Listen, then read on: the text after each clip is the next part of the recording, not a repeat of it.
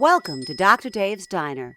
Real psychology for real people by a real psychologist. You have your coffee? A professor in graduate school once told the class, "Be careful what you tell your subconscious." At the time, I didn't fully understand what he meant. I thought, what in the world is he talking about? Is he assuming that my classmates and I already are talking to ourselves and now we need to talk to our subconscious? And if that is what he means, then how in the world do you talk to your subconscious? Since then, I've had the privilege of working with a lot of people in a lot of different situations, and I think I better understand what my professor meant 30 years ago. What's more, his comment really isn't all that different from the adage, mind over matter. You might be familiar with the concept of a placebo effect. This is when an inert intervention proves effective because you believe it will work. For example, a sugar pill is the most common form of a placebo. These have been given to relieve headaches, arthritis, or even depressive symptoms.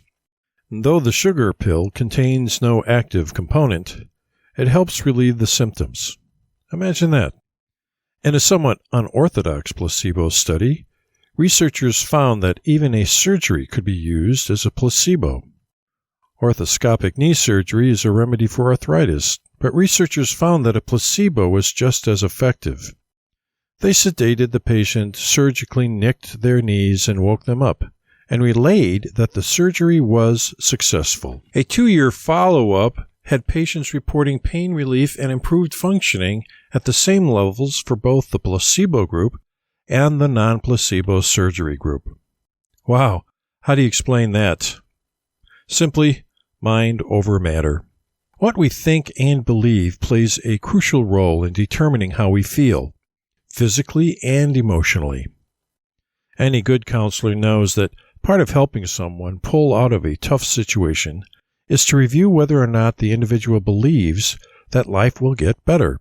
If an individual believes that nothing will change in their situation, then it is unlikely that the person will try something that might improve their standings.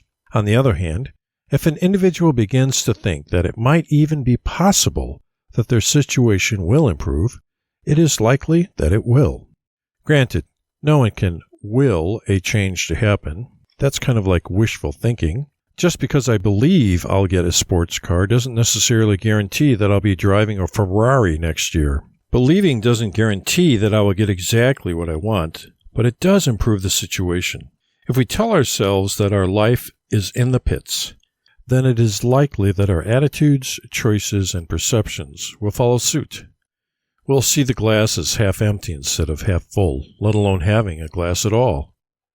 We'll believe that our life will continue in a downward spiral and that there is nothing that can be done to prevent our eventual demise.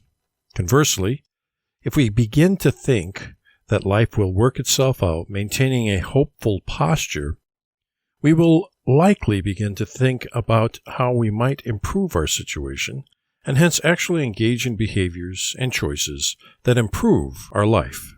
Placebos work because we believe they do.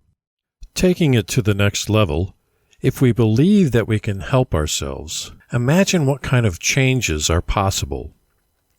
Remember my professor's words. Be careful what you tell your subconscious.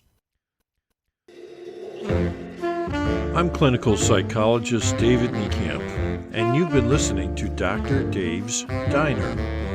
You can find me at dr.daves.diner@gmail.com. Come back next week and bring a friend. We will serve you up something good. In the meantime, enjoy what life brings you one day at a time. We'll see you then.